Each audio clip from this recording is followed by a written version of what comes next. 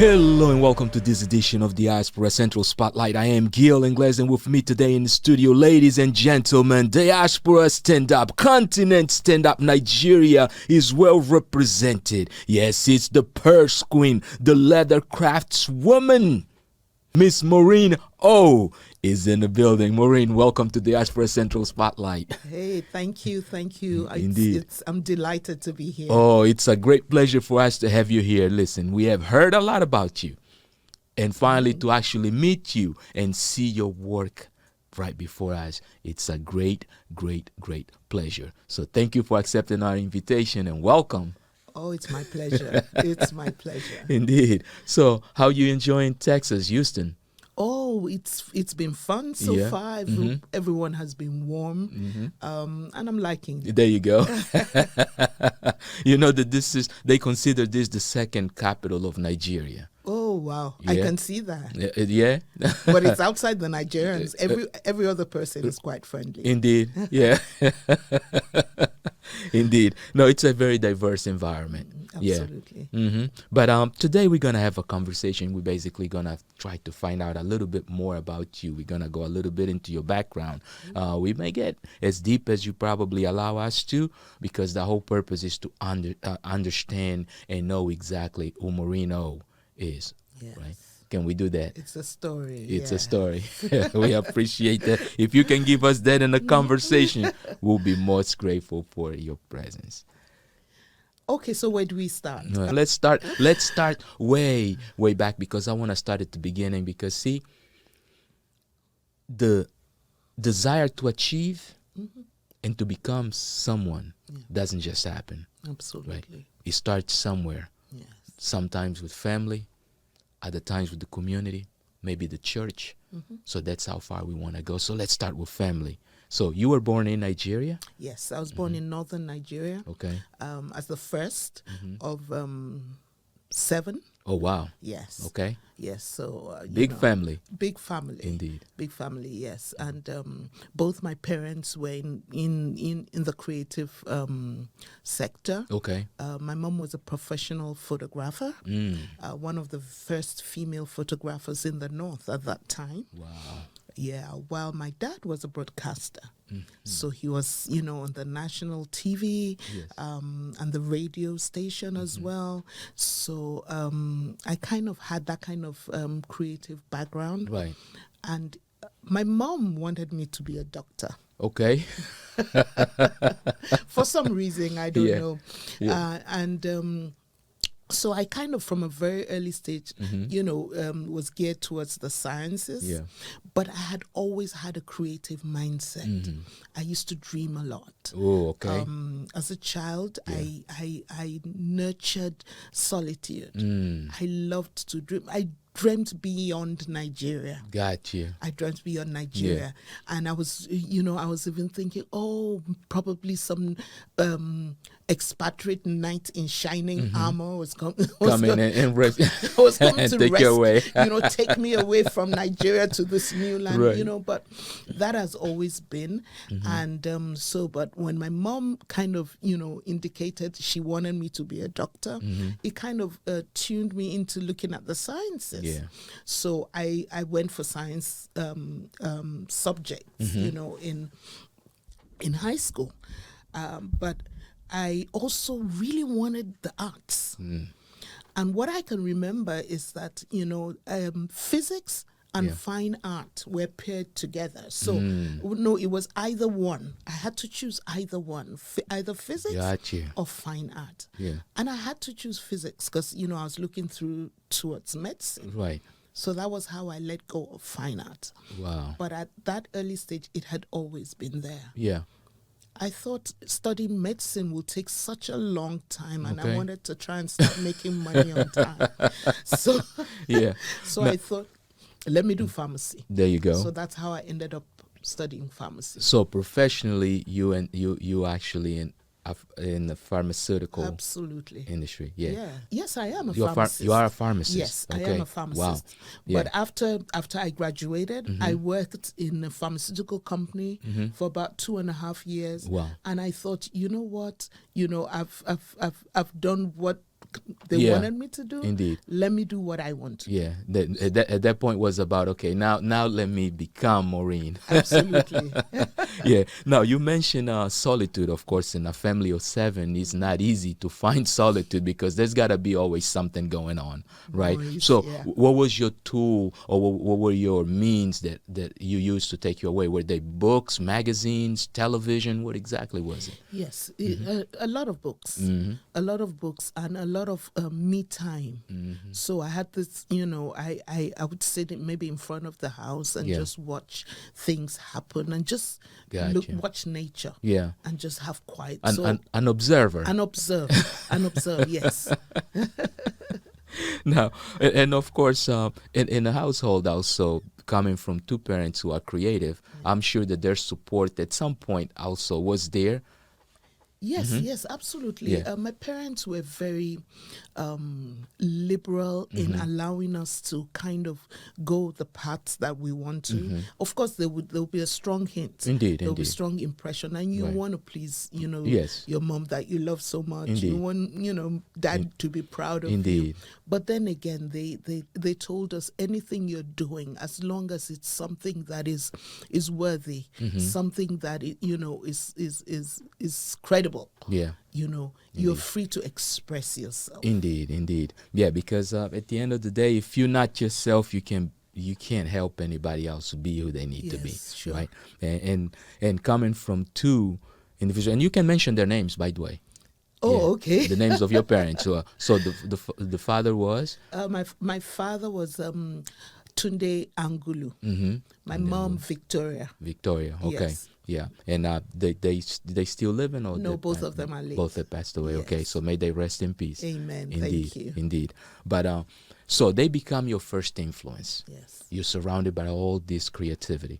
Now, in a community, especially in Africa, I'm sure that around that time it was probably not something very normal to have such creative or liberal households, right? At what point do you notice that you're really kind of different than everybody else around you? Firstly, like I said, it was especially from my mom. She had such a strong influence. Yeah. Because she was also like a pioneer in her field, and she was young, and she was it was a niche, and she was forging ahead in it. And I think because of that, she had some exposure also, that kind of gave us a global perspective. Right. So she did travel to the UK to study. She and that was an imprint. Yeah. And then I remember one time when she came back, she had a colleague who was from the UK as well, and she had come to the house, and kind of integrated. Yeah. So that kind of gave us that foundation. Indeed. That we could, yes, I mean, this is global, this has to be global, and this is different. Yeah. So she had such a strong influence. Yeah. Really. So mom is basically then that bedrock, that pillar that kind of stands still right there and carries you through. Absolutely. Yeah. Now, at school, were there any teachers or any influences throughout your schooling that you believe that made some sort of a difference? Today, as you look back, you can see that, oh wow, they made a difference on who I am and who I became. Oh yes. So I had this very good friend, and she was half Nigerian, half French Canadian. Okay. And her mom was the one that was French Canadian. And I remember when I began to, we were quite close, and we shared dreams, we shared, and my curatorial skills. Okay. Curatorial skill. At that time, Right. I felt it was safe for me to mention it to my friend's mom. I wanted to start a French club. Where we could integrate with, and learn how to speak French and all that. And I remember I told her mom, and she was so excited, because she was French speaking. Right.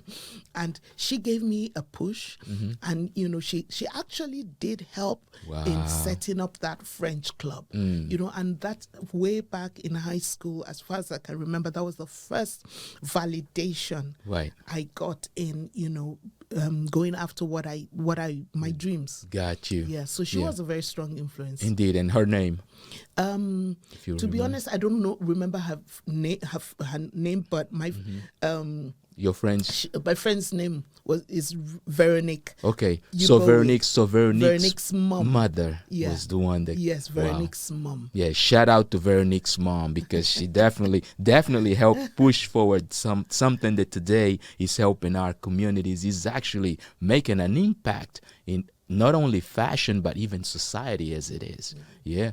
Now, dangling the two things and finding that gap right there where you feel comfortable being you as a curator, a creative, a person that actually has the desire of expressing that innermost given gift from God. In a society where everyone is looking for you to be doctor, scientist, teacher, you even though you come from a household that is already liberal, there's also certain things outside that you gotta cling to in order to come up. What were some of those things in your life? Was it the church? Were there theaters? Were there photographers? What exactly helped you get a grip on some of the things that you were trying to get into? Okay, the first, after my parents really was my husband. Gotcha. Every idea, even if it sounded bizarre, Right. he had this strong confidence. Wow.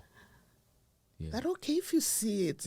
God-given. Yeah, God-given, So for me, that was a very strong validation. Right. The other validation was that because, I was doing these things afraid, in quote, because, you take a step forward, but it's not as if you have all the confidence. I prayed a lot. There you go. Prayer. God. I prayed a lot. Yeah.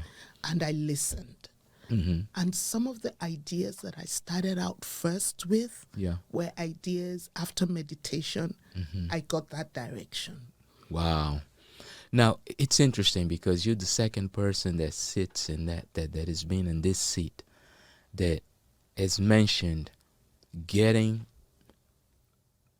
very good creative ideas after meditation. And the other lady that has mentioned the same thing, she's also in fashion. She's a stylist, she's a fashion designer. Right. So it's interesting enough because not too many people practice meditation per se, and not too many people also practice praying. Yeah. Right. And a lot of times we fail to realize that it's really a world of target fixation, right? Where what you focus on will become who you are. Exactly. Right. And now, so prayer in your life, yes, and meditation, at what point it comes in and it becomes that pillar also? So the first idea I had in going into the arts was, like I said, after meditation. Gotcha. And I felt God saying to me, why don't you do an art exhibition and give it this theme? Wow. And then it was a Christian art exhibition. And the theme of the art exhibition was divine inspirations. Wow. So there I was. I went ahead and I began to think, who do I call to do the work? And I remembered in university, I had one or two people I knew who were artists. Right. And I went looking for them. And I shared the vision with them. And I told my parents, and I told them, I wanted a guest of honor. I wanted special guests. And one or two uncles that we had. Right. Bottom line, it became a national event. Wow. Because at that time, we were going through some hard times in Nigeria. And the narrative we wrapped around the exhibition was a narrative of hope. Gotcha. An expectation for a better future. Yeah. So we asked the Minister of Communications then, Minister of Information then, to be our guest of honor. He was a friend to my dad. Right. And he agreed. Wow. And of course, because he came, he got the exposure that we got the exposure. So Indeed. we were on national TV. Indeed. and a positive idea, giving hope to the people, ensuring that they look good in the process of doing so, and that they carry their belongings in bags that also make them look good. This is what Morin O does. So let's take our first break, and we'll be right back. Don't go anywhere. We'll be back in a few. My name is Morin Obaweya, and this is Morin O.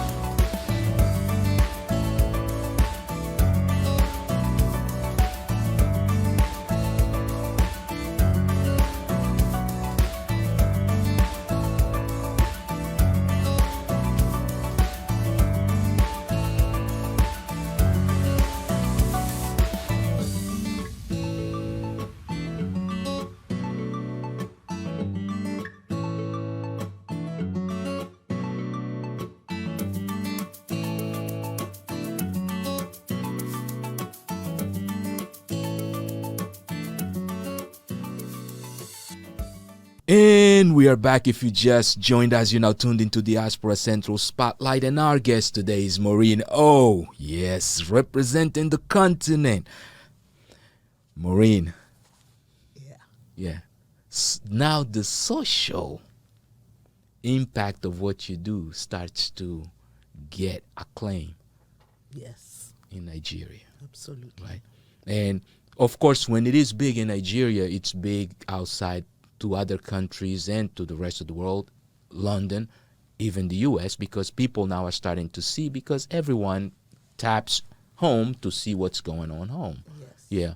So after you get this divine inspirations exhibition done, are you at that point asserted that, okay, this is definitely me, this is the way I'm going, or does it, I guess my question actually should be, how exactly do you react to the response to that show?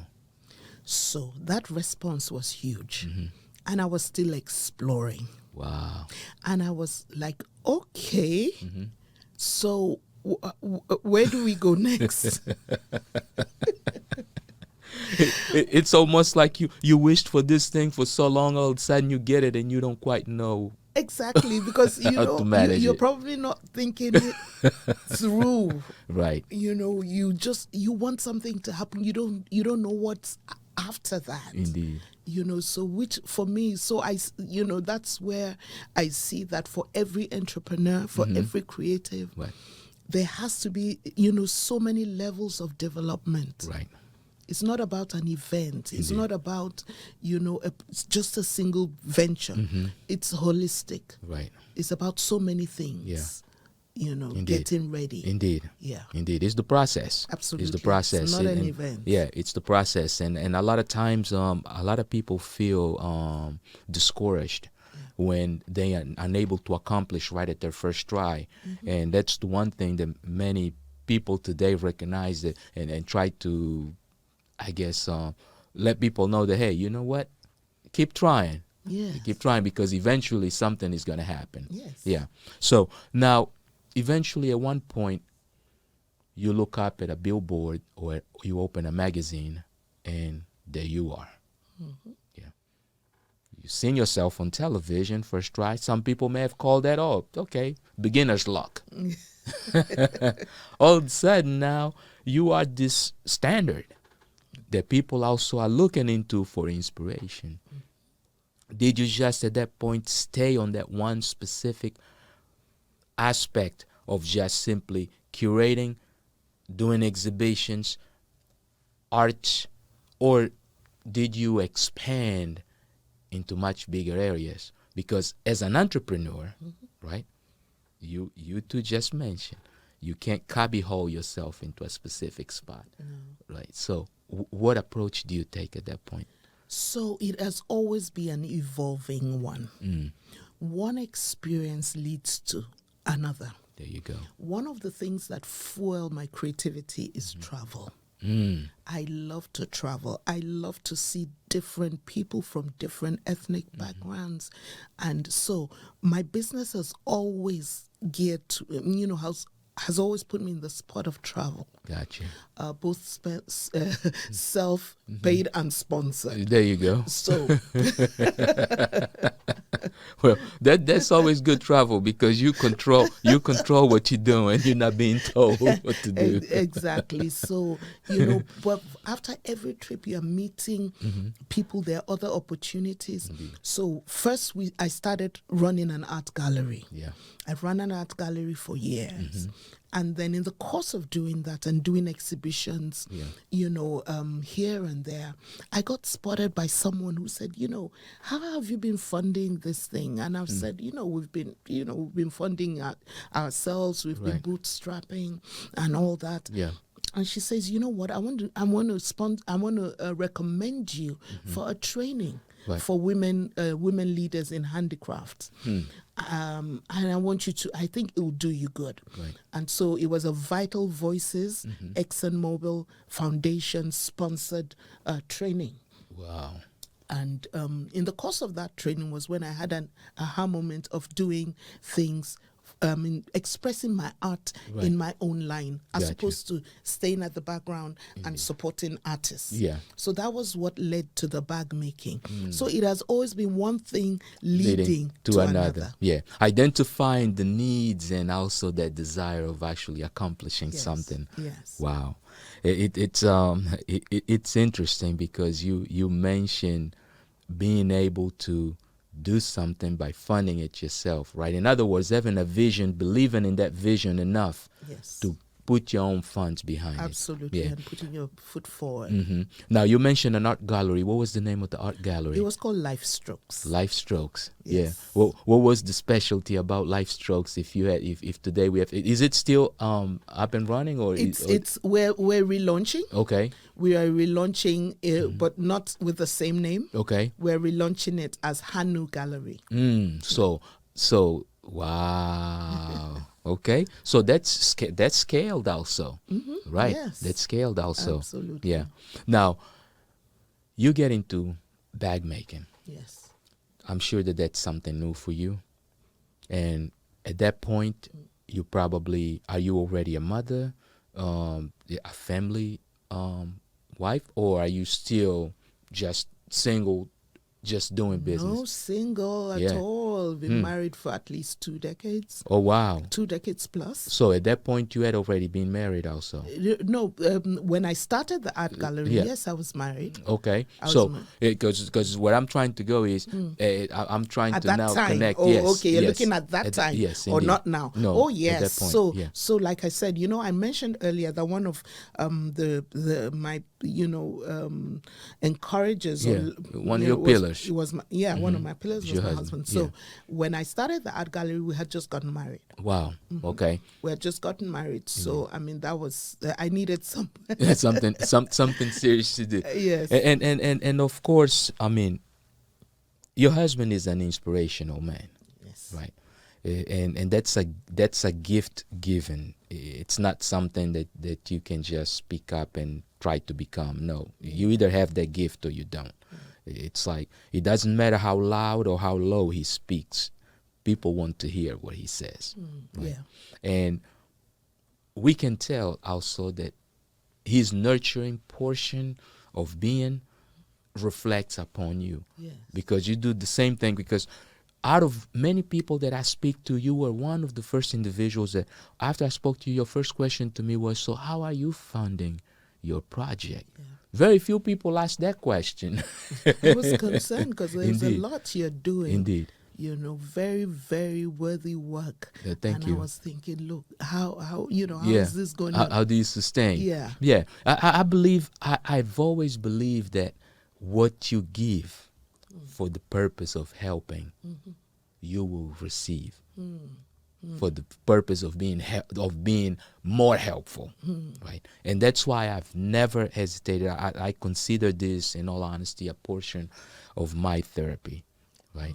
Right. Yeah. So once I leave that 9 to 5, that desk where I am focused on other things, now I get the therapy of being able to engage with individuals, individuals such as, that's why I appreciate the fact that individuals like yourself come and join us and share their stories with us.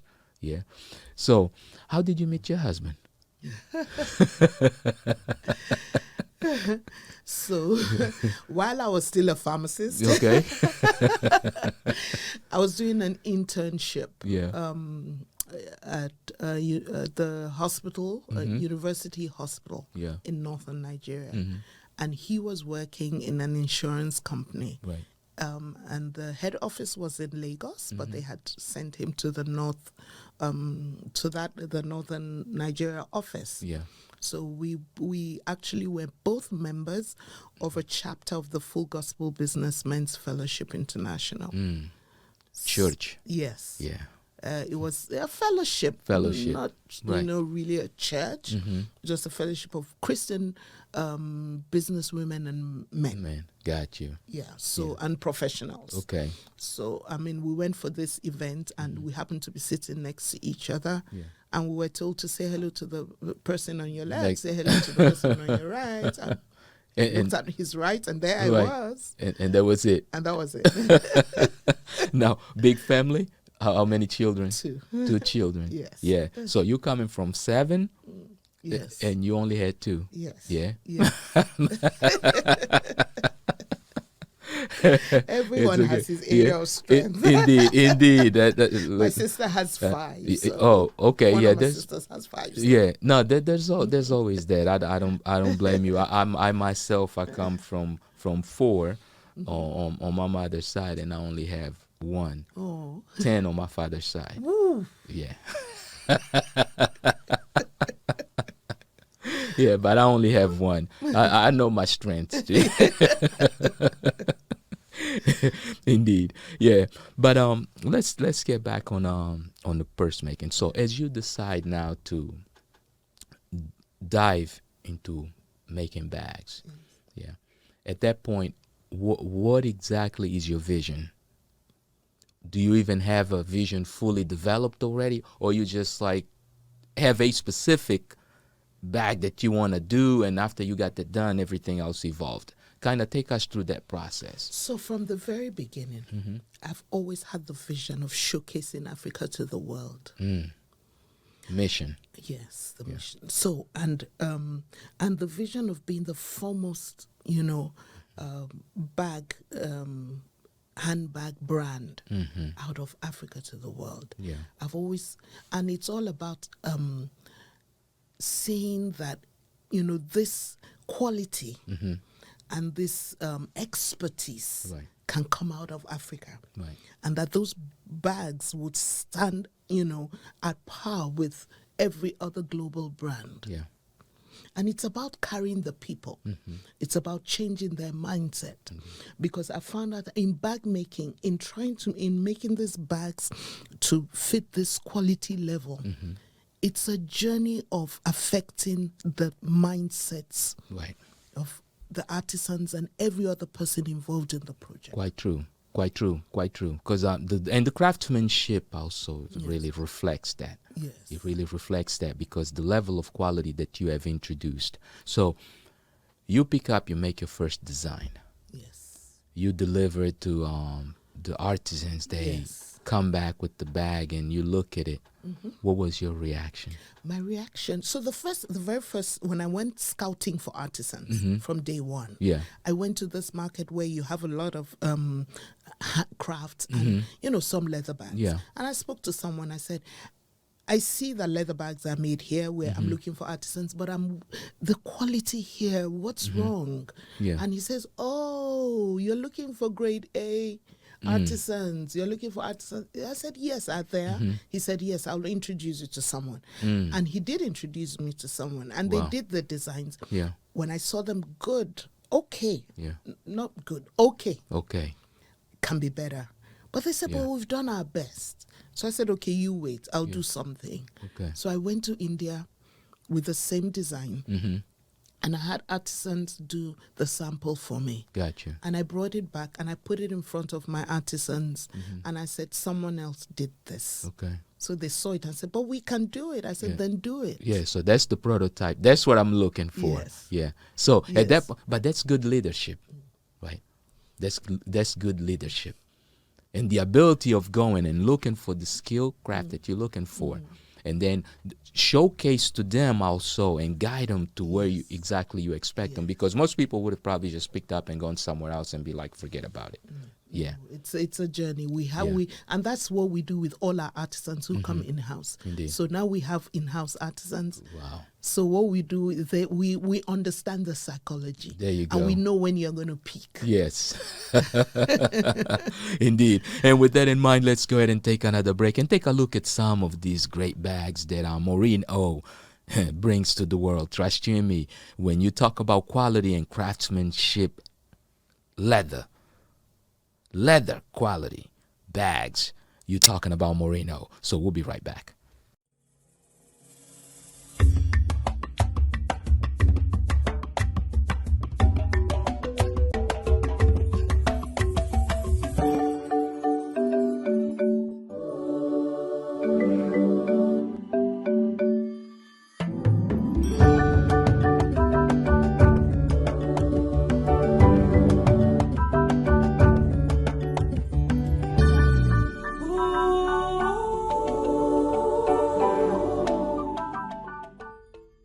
And we are back. If you just joined us, you're now tuned into Diaspora Central Spotlight. My guest today is Morin O. Yes, the entrepreneur. Yes, the fashion designer. Yes, the bag lady. She is really the bag lady. She is the person known for making those nice classic, I don't even know how to describe, because it's funny when I think about your bags. I think about the one snake skin bag that is got the purplish and greenish and all the colors in it, depending on how you turn and the light, it reflects the color, and I'm like, wow, this is a lot of work. First, to find the skin that you're going to use or the leather that you're going to use, then to actually be able to deliver it the way it needs to be. And you do different kinds of bags because I mean, of course, through my research, I came to understand that it's not just a purse. No, even purses, there are different kinds of purses. There are clutches and all these other things. So kind of tell us, what are some of the bags that you, I guess, what are the bags that you do? Which ones may be your favorites and which ones do you highly recommend? Mm-hmm. Okay, so because we source premium leather,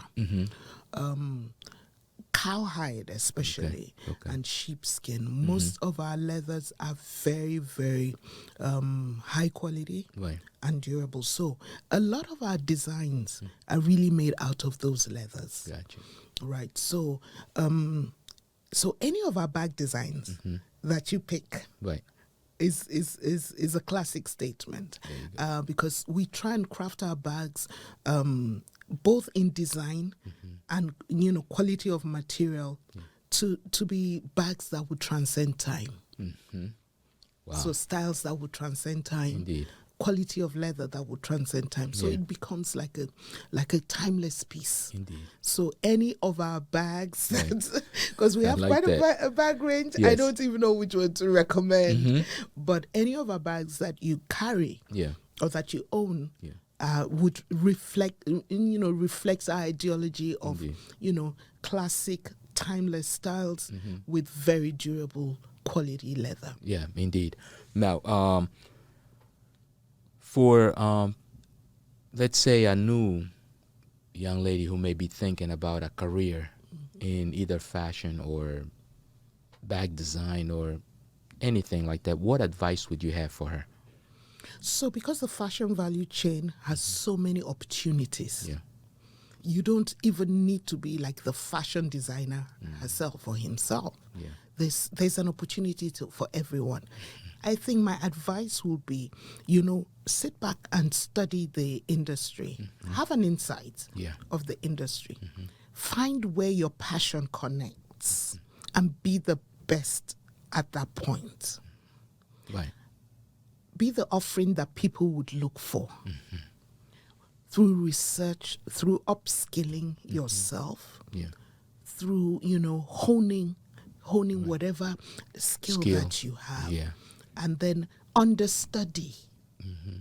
That's where interning comes into play, because there's so many things that you'd learn practically that you don't learn from the books. Indeed. Quite true. Mentorship. Yeah. Research. Help someone who you know is in the industry. Offer your availability. Indeed.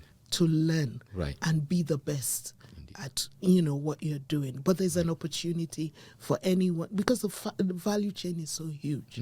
So identify where you fit in and be the best in that field. Indeed.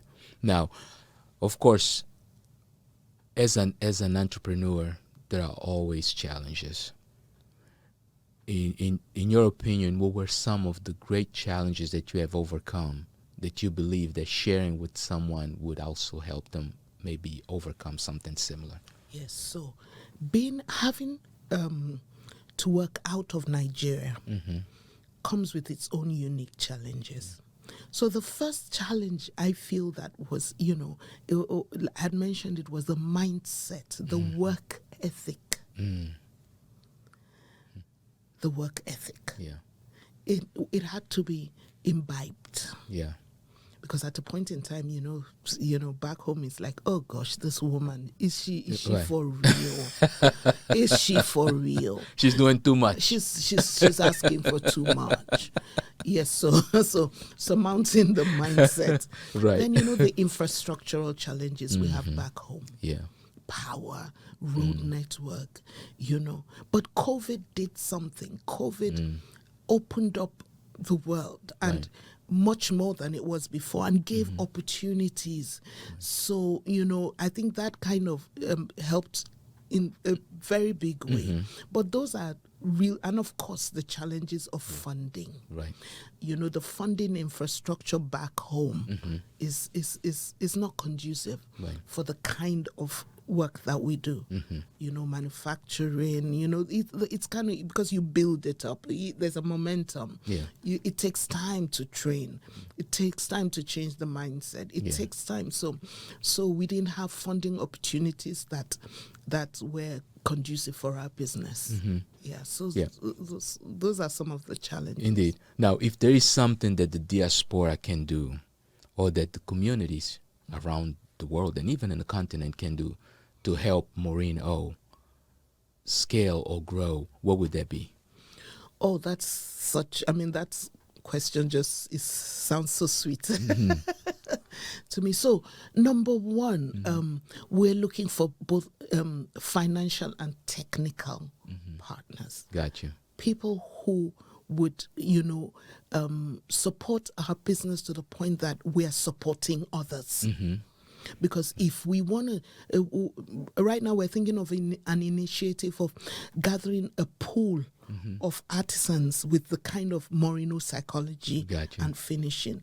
And, that is a training arm of the business on its own. Right. That on its own has its funding requirement. Right. So we're constrained by some of the ideas that we have because we want to impact quite a number of, young people, communities, women, because these are things that can also, influence their economic well-being and their families.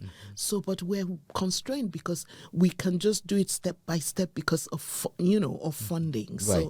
So I mean, that technical support, funding support, I mean, we're all open to that. And of course, the ideas. Indeed. And, yeah.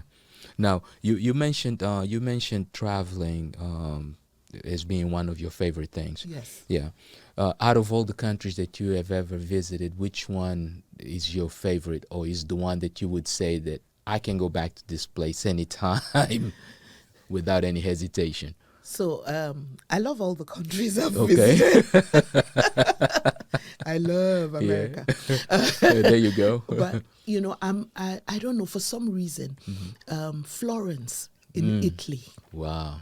I've been to Florence, and I say Florence in Italy because I've been to other cities in Italy, but Right. it's not been the same for me. Yeah. Florence Falls, I love Florence. Wow. I love the architecture. I love maybe the feel of leather craftsmanship. Mm. And I love that it inspires me Right. in the craft. There you go. So it's cool, calm, you know. Yeah. I love Florence. There you go. So Florence, Italy would have been it. I've been there 3 times. I want to go again. There you go. Hopefully soon you'll be able to get a home in there too. Will be your second home or maybe your third home. Yeah. Second home should be Houston, Texas. Yes, Yeah? yes. Yeah, I second agree. home should be Houston, I agree Texas. to that. Yeah. Now, anything that you think that that you would like to share with the audience that I didn't touch on or that I didn't ask or that we didn't talk about? I really want to encourage and inspire people who have a dream. Yeah. And I think what I want to say is that please don't focus too much on the obstacles Indeed. and the challenges. To be honest, the challenges will always be there. Indeed. Focus on people who have surmounted challenges, because honestly, if you can stay the game and if you can be consistent, you had mentioned it earlier. Yes. You had mentioned if you can be consistent, Indeed. you have the dream that you've always dreamt. Quite true. And I want to encourage people to learn to reach out to people who have done it before. Yeah. Because I think mentorship and having a mentor Yes. is a critical factor. Indeed. In success. Indeed. Because that way you are not able to you wouldn't repeat some mistakes. Yeah. And when you're, I mean, you'd understand that they cried too, Yeah. Yes. but it still happened for Yeah. them. Indeed. You know, Yeah. Stay And- the course. Yeah, stay the course.